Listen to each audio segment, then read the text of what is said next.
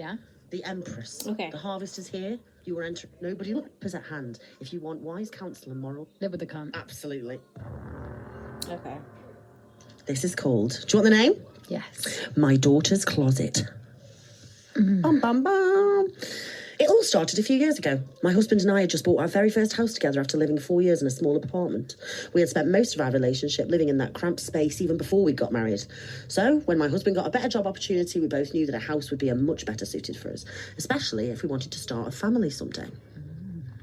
We found this cute 3-bedroom house just outside the city in a very nice little community. The house stood at the end of the street at the edge of the woods. It was a comfortable 2-storey house with all the bedrooms upstairs. Sounds great. I mean, I don't know why we're getting into such detail about it, but fine. Being close to the woods. That's my big red flag. It had a decent... Okay. It had a decent-sized backyard with the woods just behind the picket fence that surrounded the house. My husband, of course, was in love with it. I, on the other hand, had a very strange feeling about it.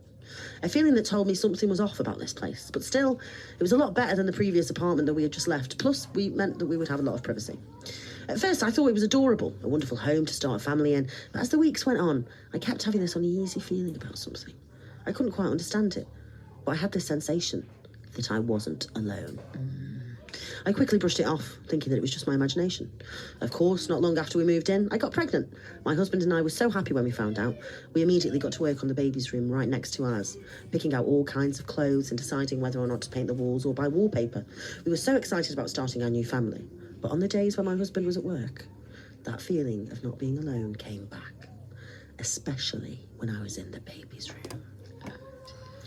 Then one day, in my late second trimester, is that like month 6? No, month 3 to 6. As if I know that. That is just... As if I know trimester. Isn't that like a marathon? Yeah. Oh! Sorry. Nice. 6 nuggies and the 3 Maltesers. Oh, that sounds like a delicious meal, actually. Well, whatever that was, I was in the baby's room painting the walls, deciding to go with pink after finding out it was a girl. Suddenly, I heard a noise. At first, I didn't know what it was. So I'm going to move it. That was my touching. Oh, that's fun. Good bed. Great fun. It startled me and listened. Oh, fuck off. It startled. No, I won't. Shut the fuck up. It startled me and I listened intently for a while. Not sure if I made it up or not, but then I heard it again. It was quiet, but it was definitely there. And it was coming from the closet. Cautiously feeling my heart beating faster in my chest, I moved towards the closet. It was a double-folded door. She's from Bristol. Jesus. It's those double-folded doors. Double-folded doors, isn't it? That was quite good, actually. It was a double... Oh, God, hang on. Cautiously feeling my heart beating faster in my chest, I moved... Well, thank God for that. I moved towards the closet. It was a double-folded door that was quite large.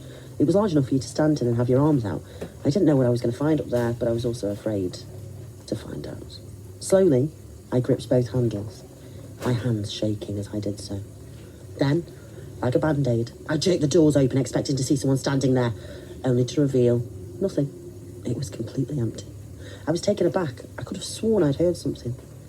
But then I heard the thud again. This time, it was above me. I looked up at the only thing above me, a small square lid that led to the attic. Now my heart was pounding so hard that I thought it was going to burst. Now I know that something was up there. But I was no coward. I went down to the kitchen to grab a knife from the counter and I returned to the attic door. Steeling my nerves, I climbed up the stepladder I was using before and pressed up against the lid. I opened the lid just enough to peer inside the attic, but I couldn't see anything. And I think that terrified me more than anything. Imagine. Be a little animal. Why are you getting a knife out for? Wouldn't you get a knife? No. Little animal. Little animal? I should get a knife. The fact that I couldn't see clearly into the darkness with the thought of something in there staring back at me made my blood run cold. I held the knife tightly in my hand, preparing for the worst. I scanned the area around me, but I still couldn't see anything. I'm going to say that again. I scanned the area around me, but I still couldn't see anything. I couldn't hear anything either. It was so quiet. Suddenly, something jumped at my face from out of the darkness. I screamed loudly, losing my footing and collapsing onto the floor. I was in immense pain as I landed awkwardly on the ladder. It was at that moment that my husband, who had just arrived home from work early, ran up the stairs and into the room in a panic. He asked me what had happened, but before I could explain, I heard skittering on the carpet floor. We both looked up to see a tiny chipmunk I fucking told you. running across the floor. I think this is just in this direction. Oh, it's a little red. Trying to hide under whatever it could find to shelter. Seeing the little chipmunk running around and realising that it was the one making all the noise, I nearly burst out laughing at how ridiculous it all was. If it weren't for the searing pain and my back falling over... Oh, sorry. I nearly burst out laughing at how ridiculous it all was if it wasn't for the searing pain in the back from my shoulder. What? Oh, fuck off, right. I nearly burst out laughing at how ridiculous it all was if it weren't for the searing pain in my back from falling over. And just as my husband was trying to get the chipmunk out of my house, my thoughts then turned to my baby. Was my baby okay? I called my husband's name, and just as he came rushing back into the room after finally getting the chipmunk out of the house, he quickly helped me into the car and brought me to the hospital. Thankfully, the baby was unharmed. Although, I'm going to say unarmed. The baby didn't have a gun. Well, it's probably in America, so I am surprised. Although I was going to have a bruised back for a good while, my husband and I were just relieved that our baby was okay. After leaving the hospital, we went straight home. But the moment we stepped through the door, that feeling of uneasiness returned. I tried ignoring it, thinking that it was just my anxiety over my pregnancy messing with me. Later that night, I was lying in bed with my husband, and it was getting close to midnight, and I was trying to get some sleep. But for whatever reason, I just couldn't. I was lying on my back with my eyes closed, feeling rather annoyed about not sleeping. But then, that same feeling of being watched returned. If it's that fucking chipmunk again, I'm going to lose my mind. I've been signed. I don't know what chipmunks make. What sound they make. Is that a rabbit? No, don't. That's classed as asthma, and we're not allowed to do that anymore. Stop chewing. Oh, God.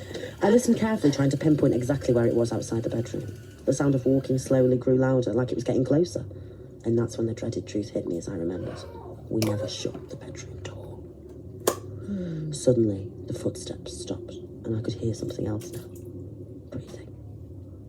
I could hear it clearly. Very good. It's right next to me, standing right at the edge of my bed. It's like me going up the stairs. That chipmunk's Carrying around this rack all day long. Knockers for days. No, knockers for days. My heart was pounding and I could feel a cold sweat all over my body. I tried to move, but my body refused. I was paralysed with fear. Its breathing was closer now. Oh my God, that was really good.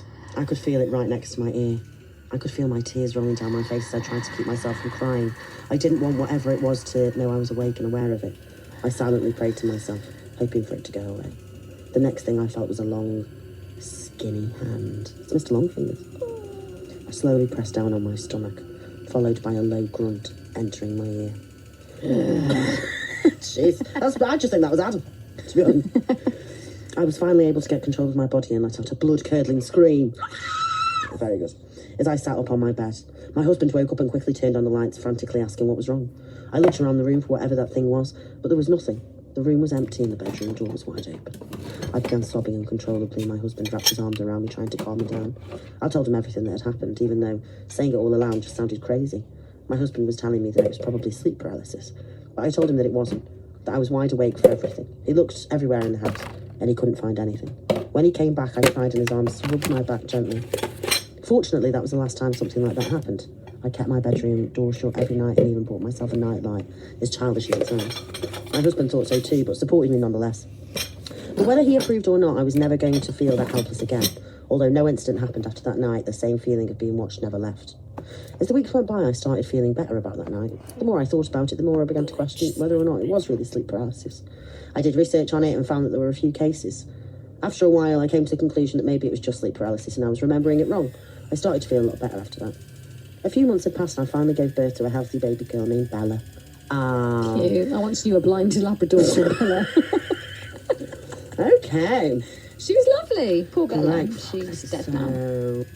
A few months had passed and I finally gave birth to a healthy baby girl that we named Bella. I was so happy to have my family that I had nearly forgotten about that night entirely. Everything changed once the baby came home. I was so busy with her that the feeling of being watched was nearly forgotten as well. Even though she was a handful at times, I was very grateful for the distraction. However, a few months later, things started getting weird again. We kept Bella in the nursery at night, with all the doors open in case she needed me, which was almost every night. She would always wake up around 2 a.m. She didn't need to be fed or changed, though. My husband and I just assumed she wanted attention, because as soon as we picked her up, she went right back to sleep. This has been happening after the first month of her being home. One night, I heard Bella crying. Same time, around 2 a.m, like clockwork. I was feeling extra tired and didn't really have the strength to climb out of bed just yet, but after a few minutes of hearing my daughter wailing from the nursery, I finally pushed myself out of bed. However, as soon as I stepped out of the room, my daughter suddenly stopped crying. I was slightly concerned by this and quickly rushed into the nursery. Once I got there, I saw her sound asleep in a crib.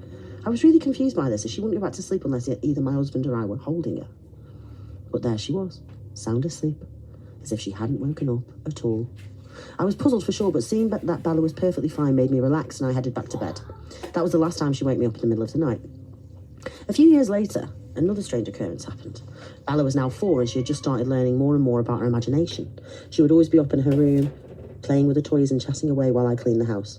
But then I got curious about what she was up to and decided to peek in on her while she was playing. I poked my head around the doorframe and saw her playing with the toys and chatting away to herself, just like she normally did. But what I found curious was that she was playing by the closet door that was now open. I thought this was strange because I'm sure I'd closed it and she didn't know how to open the doors. I just shrugged it off though, since there was nothing dangerous in there. I thought it was fine. But then she looked up at the closet and began talking to it, as if she was actually talking to someone in there. I was very curious about her behaviour and continued to watch her further. But as Bella continued talking to her closet, all the memories of what had occurred came flooding back. My daughter then looked my way, giving me the same adorable smile that I loved so much. I didn't want to worry her, so I put on my best smile, hoping that she wouldn't notice my anxiety, before entering the room and kneeling down beside her. "Hey, sweetie," I said in a gentle voice. "Hey, Mommy," she said happily. "Who were you talking to just now?" Bella didn't answer me right away. She returned her attention back to the doll in her hands. "Max," she finally answered. "Max?" I asked. I certainly wasn't expecting that name. "And who's Max, sweetie?" Bella looked back at me with her usual smile.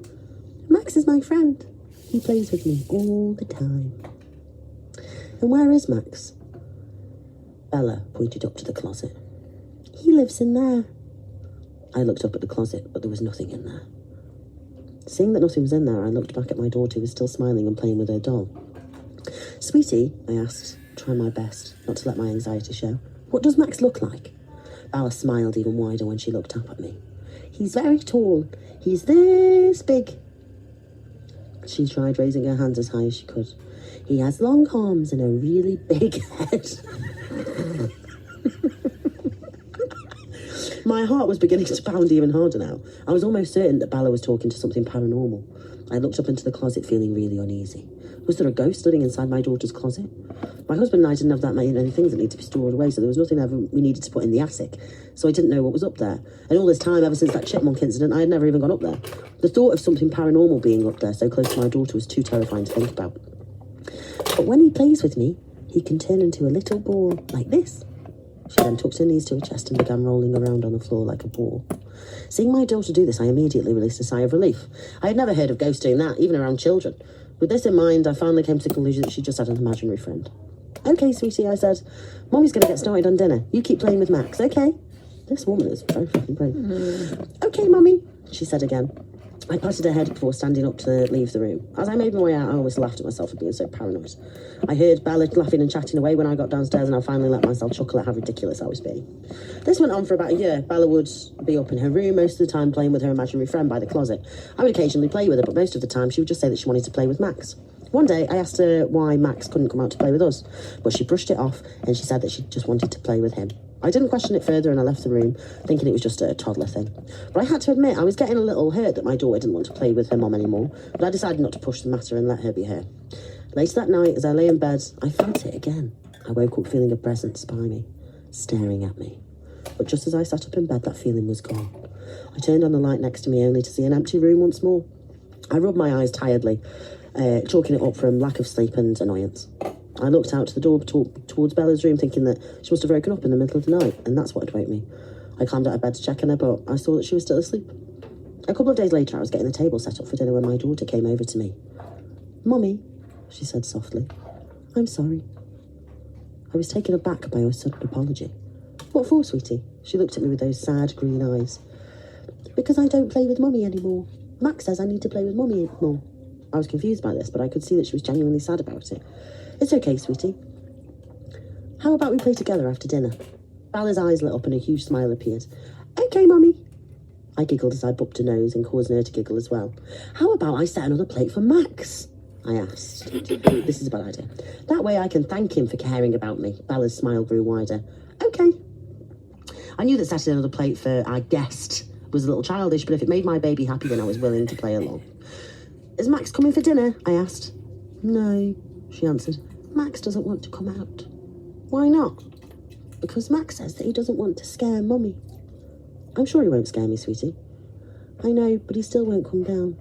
Well, then when can we meet him? He says that he'll come out when he feels you're both ready.